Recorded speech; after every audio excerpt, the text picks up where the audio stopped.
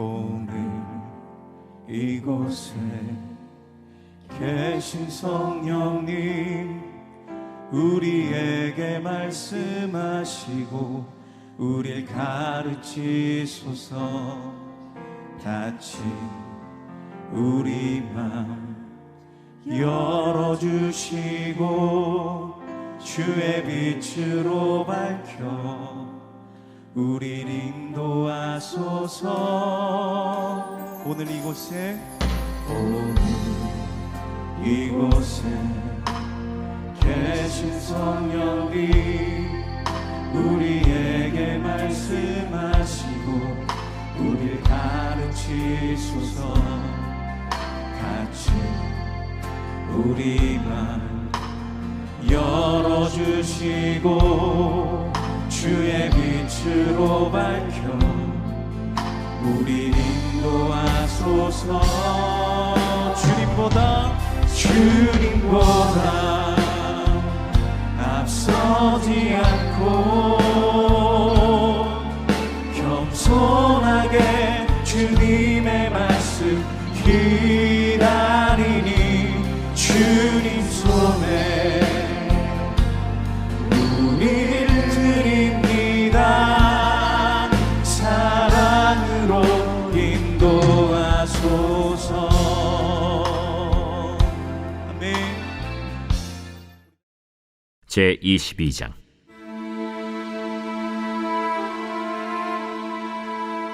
예루살렘 주민이 여호람의 막내 아들 아하시야에게 왕위를 계승하게 하였으니, 이는 전에 아라비아 사람들과 함께 와서 진을 치던 부대가 그의 모든 형들을 죽였습니다. 그러므로 유다 왕 여호람의 아들 아하시야가 왕이 되었더라. 아하시야가 왕이 될 때 나이가 42세라 예루살렘에서 1년 동안 다스리니라.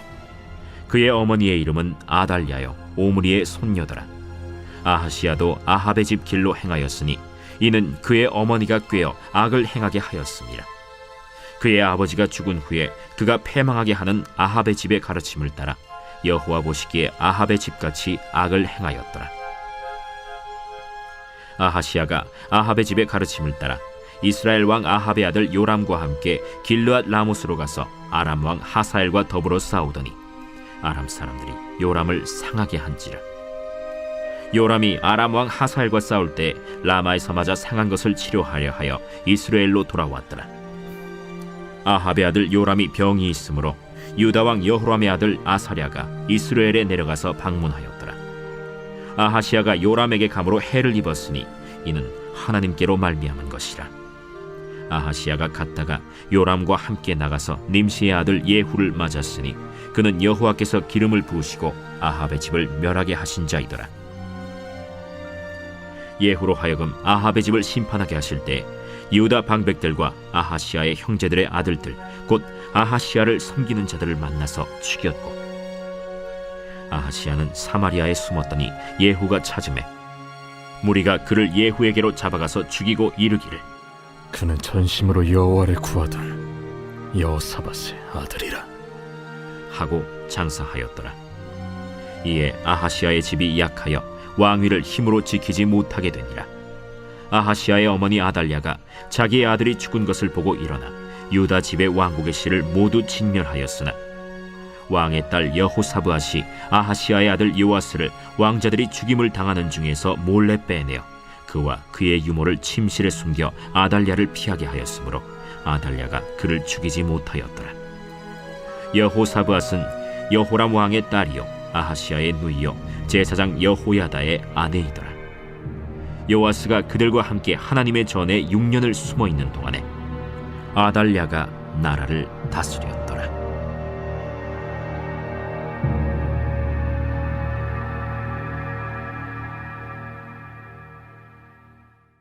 말씀으로 하루를 시작하시는 성도님들 환영하고 축복합니다. 예전에 IQ는 아버지, EQ는 어머니라는 책이 인기가 있었습니다. 유대인의 자녀 교육 방식을 소개하며 지능지수 IQ와 감성지수 EQ를 중심으로 자녀 교육의 원리를 제시합니다. 이 책은 아버지의 역할과 어머니의 역할을 구분하여 지능적인 측면은 아버지의 몫으로, 감성과 인성과 지혜 등은 어머니의 몫으로 강조합니다. 특이하게 유대인들은 아버지가 유대인이고 어머니가 유대인이 아니면 그 자녀는 유대인이 아니며, 아버지가 유대인이 아니고 어머니가 유대인이면 그 자녀는 유대인입니다. 그 이유는 주 양육자가 어머니이며 자녀 교육이 어머니에게 이루어진다고 보고, 그 중에 제일 큰 이유는 신앙 교육 때문입니다. 성경에도 너희는 이방인과 결혼하지 말라는 말씀이 여러 곳에서 나옵니다. 그 이유도 마찬가지로 이방 여인과의 결혼은 곧 이방 신의 숭배와 연결이 되기 때문입니다. 이번 가을 특세 때 이인호 목사님 말라기 말씀에서 불신자와의 결혼을 언급하시면서 솔로몬이 아내가 1000명이며 그 결과 우상 숭배를 가져왔다고 했습니다. 솔로몬이 아내가 1000명인 이유는 정치적인 이유였을 것입니다. 그러나 이를 통해 우상 숭배의 원인이 되었던 것입니다. 오늘 본문의 아하시아 왕도 그의 어머니 아달라의 영향을 받습니다. 아하시아 왕은 남왕국 유다의 6대 왕입니다. 성경에서는 그의 평가를 악한 왕으로 분류가 됩니다. 유다의 4대 왕 여호사밧은 선한 왕으로 평가받습니다. 그러나 그가 인생의 최대의 실수는 북이스라엘의 아합 왕의 딸 아달랴를 며느리로 삼은 것입니다. 아합 왕의 아내 이세벨은 성경에서 바알 숭배를 하고 살인을 쉽게 하고 선지자를 죽이려는 시도도 서슴없이 하는 악녀의 상징입니다. 여호사밧 왕이 아합 왕과 사돈을 맺었는데, 왕들은 그들이 제위에 있을 때 여러 나라와의 외교적 차원에서 서로 결혼으로 조약을 많이 맺는 경우가 있습니다. 여호사밧 왕도 같은 목적으로 서로 통혼했던 것입니다. 여호사밧의 가장 큰 실수는 하나님이 가장 싫어하는 우상 숭배의 상징인 오므리 가문의 딸과 자신의 아들과 결혼을 시킨 것입니다. 오늘 본문은 이러한 배경을 보면서 인물을 중심으로 본문을 연구해 보고자 합니다. 첫 번째, 아하시아 왕입니다. 아하시아는 유다의 5대 왕 여호람과 아하발의 딸 아달랴의 아들입니다. 그의 아버지 여호람은 왕위에 오르자마자 자신의 형제들을 모두 죽였습니다. 이는 다윗 왕가 전통에서 어긋나는 폭력적인 행위였습니다. 또한 그의 아내 아달랴의 영향을 받아 바알과 같은 우상 숭배를 한 왕으로 이스라엘의 왕들의 길로 행한 악한 왕으로 평가됩니다. 아하시아는 여호람의 막내 아들인데 그의 형제들은 아라비아인들에 인해서 죽음을 당했기 때문에 22세의 왕이 되어 1년을 치리했습니다. 어쩌면 아하시아는 인간적으로 보면 참 불행한 사람입니다.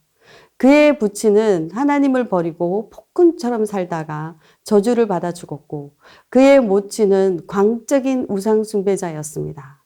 그렇다고 해서 그가 지은 죄를 핑계할 수는 없습니다. 가정 환경도 죄를 합리화시킬 수 없기 때문입니다. 하나님은 죄를 관가하지 않으십니다.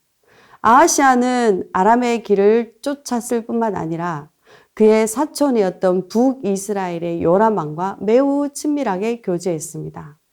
우리가 죄를 짓지 않으려면 죄에 빠져 헤매 있거나 죄를 짓고도 유혹하는 자를 가까이 하지 말아야 합니다. 그래서 예수님도 바리새인과 사두개인들의 누룩을 주의하라고 가르치신 것입니다. 지금 여러분의 주변에 누가 있는지, 또 나는 주변 사람들에게 어떤 사람인지를 돌아보시기 바랍니다. 아하시아는 요람과 군사 동맹을 맺어 아람 왕 하사엘과의 전투에도 참가합니다. 이것은 그의 조부 여호사밧의 실수를 반복한 것입니다. 전투에서 이스라엘 왕 요람이 부상을 당하자 아하시아는 북이스라엘까지 위문을 갑니다. 아하시아는 자신이 점점 죄의 늪에 빠져들어가는 것을 깨닫지 못한 것입니다. 죄악 속에서 점점 무감각해져 가는 어리석인 사람의 모습과 같습니다. 이런 상태는 본인이 자각할 수 없기에 우리에게는 반드시 믿음의 교제가 필요합니다. 혼자서는 절대 깨닫거나 빠져나올 수 없습니다. 아하시아는 요람을 위로하기 위해 방문했다가 예후의 손에 죽임을 당합니다. 하지만 이것은 우연히 발생한 사고가 아니라 죄악의 늪에 점점 깊이 빠져들어가는 아하시아를 향한 하나님의 섭리였습니다. 이처럼 하나님을 따르지 않는 자는 인생의 결국은 올무에서 몸부림치다가 죽어가는 짐승과 다를 바 없습니다. 하나님의 진노가 임하기 전에는 반드시 죄악의 쇠사슬을 끊어야 합니다. 아하시아가 사마리아에서 죽자 그의 모친 아달랴가 유다를 다스리려 합니다. 그럼 그의 모친 아달랴에 대해서 한번 살펴보고자 합니다. 아달랴는 자신의 남편 여호람이 창자가 빠져나오는 병에 걸려 죽고 왕위를 홀로 남은 아하시아에게 이어지자 어린 아들을 부추겨 악행을 일삼았고 철저하게 아합 가문의 길, 바알을 섬기는 우상 숭배에 빠지게 했습니다. 또한 아하시아가 죽자 다윗의 왕가의 씨를 진멸하고 스스로 여왕이 되고자 합니다. 이를 위해 자기 피부치인 손자들을 끔찍하게 죽여버립니다. 이를 보면 우상을 섬긴다는 것은 단지 그 앞에 고개를 숙이는 것에서 그치지 않습니다. 우상 숭배는 우리의 이성을 마비시키고 자신이 행위하는 바를 알지 못하며 사탄의 노예가 됩니다. 아달랴는 유다의 왕족을 살해하고 정권을 장악하여 6년간 통치합니다. 아달랴의 권력욕은 왕이 되기 위해서는 자기 손자까지 죽이는 악을 행했던 것입니다. 하지만 권력을 향한 욕망은 결국 그녀 자신을 무너뜨렸습니다. 이처럼 세상의 힘은 잠깐 빛나지만 하나님 앞에서는 덧없습니다. 하나님보다 권력을 더 사랑하는 자는 멸망할 수밖에 없습니다. 그리고 그녀의 잘못 중에 제일 큰 것은 유다의 다윗 가문의 씨를 끊으려 했다는 것입니다. 사무엘하 7장 16절에 보면 내 집과 내 나라가 내 앞에서 영원히 보존되고 내 왕위가 영원히 견고하리라 하셨다 하라. 하나님의 언약과 계획은 인간의 어리석인 계획과 제약으로 결코 무너지지 않습니다. 여호야다 제사장과 그의 아내 여호사보앗은 목숨을 걸고 다윗 왕가의 요아스를 숨겼습니다. 요아스를 살려낸 여호사보앗에 대해서 그럼 알아보도록 하겠습니다. 여호사보앗, 하나님은 다윗의 언약을 보존하기 위해 요아스를 악한 아달랴의 손에서 보존하기 위하여 여호사보앗이라는 여인을 사용하셨습니다. 여호사보앗은 요아스의 고모이며 여호람의 딸입니다. 학자들은 그의 어머니가 아달랴가 아니라고 봅니다. 그녀는 그의 조카 요아스를 왕궁에서 훔쳐내어 유모와 함께 성전에 있는 침실에 숨겼습니다. 요아스는 그의 고모 여보 사보앗에 의해 숨겨져 성전에서 성장합니다. 만약 발각된다면 죽음을 면치 못할 상황에서 어린 요아스를 6년 동안 숨겨 키웠다는 것은 그녀의 지혜와 담대함을 엿볼 수 있습니다.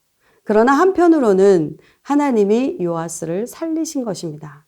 이는 그의 남편 제사장 여호야다가 여호와 앞에 신실한 제사장이었고 아달랴가 요아스의 존재조차 알지 못하였기 때문에, 또한 아달랴는 전국의 혼란을 수습하는 데 급급하여서 바알 신앙에 빠져 성전에 관심을 두지 않았으므로 가능했던 것입니다. 하나님은 다윗의 등불을 꺼트리지 않고 언약을 신실하게 지켜주셨습니다. 이 모든 일들은 궁극적으로 다윗의 후손으로 메시아, 즉 예수님을 보내셔서 인류의 죄를 구원하시려는 하나님의 계획이었습니다. 절체절명의 순간에 구원을 이루시는 하나님의 능력은 이스라엘 민족의 단절된 위기의 순간에 빛을 발합니다. 모세를 물에서 건져내어 애굽의 공주 아들로 자라게 하셔서 이스라엘 백성들을 인도하는 지도자로 삼으시고, 예수님이 탄생했을 때 헤롯이 다윗의 시인 예수님을 등불을 꺼버리려고 시도했을 때도, 또 십자가로 인해 저들이 승리했다고 믿을 때 예수님의 부활을 통해 악의 세력을 근원적으로 폐쇄시킨 것입니다. 하나님의 구원의 역사는 희망 없는 상황을 반전시키시며 구원의 역사를 계속 써 내려가십니다. 결론으로 말씀드리자면 아하시아와 아달랴의 이야기, 그리고 그 속에서 하나님의 언약을 지켜낸 여호사밧과 여호야다의 헌신을 통해 우리가 알 수 있는 것은 첫 번째로 다음 세대의 교육은 가정에서 시작된다는 것입니다. IQ는 아버지, EQ는 어머니라는 말처럼 유대인들이 강조한 부모의 역할은 오늘날 신앙교육에 깊은 통찰을 줍니다. 아버지는 자녀에게 진리와 지혜를, 즉 하나님의 말씀의 기준을 가르쳐야 하며, 어머니는 자녀에게 사랑과 인술, 즉 말씀을 삶으로 살아내는 본을 보여야 합니다. 그러나 아하시아의 사례에서 보듯이 신앙적 토대가 무너진 가정에서는 다음 세대가 쉽게 우상과 죄의 길로 빠져들 수밖에 없습니다. 따라서 오늘날 우리도 다음 세대를 위한 교육에 있어서 신앙의 유산을 반드시 전수해야 할 사명이 있습니다. 하나님을 모르는 다른 세대가 아닌 하나님만을 섬기는 다음 세대로 키워야 합니다. 가정은 교회의 연장이며 부모는 자녀에게 하나님 나라를 전해야 하는 첫 번째 선교사인 것입니다. 두 번째로 알 수 있는 것은 인간의 실패 속에서도 하나님의 언약은 무너지지 않습니다. 아달랴의 악행은 인간적으로 볼 때 유다 왕조의 완전한 붕괴를 의미했습니다. 하지만 하나님은 다윗의 언약을 기억하시고 여호사밧과 여호야다를 통해 요아스 한 사람을 남기셨습니다. 그 한 사람은 결국 다윗의 계보를 잇고 메시아가 오실 길을 보존하는 열쇠가 되었습니다. 이는 하나님께서 인간의 죄와 실패 속에서도 역사를 주관하시고 자신의 뜻을 반드시 이루어 가시는 분임을 보여줍니다. 하나님의 구원 계획은 인간의 악보다 크며 언약은 결코 사라지지 않습니다. 세 번째로 하나님은 다음 세대를 위한 숨겨진 사람들을 준비하십니다. 이 어두운 시대의 가운데서도 하나님은 여호사밧 같은 한 여인을 들어 사용하였습니다. 그녀는 위험을 무릅쓰고 요아스를 숨기고 양육함으로써 하나님의 구원의 통로가 되었습니다. 그녀와 같은 사람들은 겉으로 드러내진 않지만 하나님의 뜻을 이루는 조용한 영웅들입니다. 오늘날 우리도 마찬가지입니다. 한 사람의 신실함이 다음 세대의 생명을 살리고 그들을 통해 하나님 나라의 역사가 이루어질 수 있습니다. 하나님은 다음 세대를 포기하지 않으십니다. 그러므로 우리도 그들을 위해 싸워야 합니다. 당신은 지금 어떤 세대를 준비하고 있습니까? 지금 우리가 가르치고 있는 다음 세대는 하나님의 언약이 흘러가야 할 다리입니다. 지금 우리가 서 있는 믿음의 자리는 언젠가 그들이 서게 될 영적 토대가 됩니다. 지금 우리가 흘리는 눈물과 기도는 장차 그들이 누릴 은혜의 밑거름입니다. 이 시대가 아무리 어두워도 하나님은 요아스를 준비하시고 여호사밧을 일으키시며 그리스도를 통해 구원의 역사를 완성해 가십니다. 그러므로 우리도 오늘 가정에서 교회에서 다음 세대를 살릴 일에 기도와 말씀으로 동참해야 할 것입니다. 주의 말씀은 내 발의 등이요 내 길의 빛이니이다. 그 말씀이 다음 세대의 발걸음을 비추도록 우리가 그 빛을 들고 살아야 할 때입니다. 함께 기도 제목을 가지고 기도 제목 나누겠습니다. 가정에서 아버지로서 말씀의 기준을 세우고 어머니로서 사랑과 따뜻함으로 자녀를 돌봄으로 사랑과 진리가 함께 자라는 믿음의 공동체가 되소서. 마음의 우상을 버리고 오직 주님만을 섬김으로 우리의 자녀들이 하나님을 모르는 다른 세대가 아닌 하나님만을 섬기는 다음 세대로 키워지게 하소서. 인간의 실패 속에서도 일하시는 하나님의 언약을 신뢰하며 어두워져 가는 세상에서 빛을 밝히는 등불로 쓰임받게 하소서. 아멘.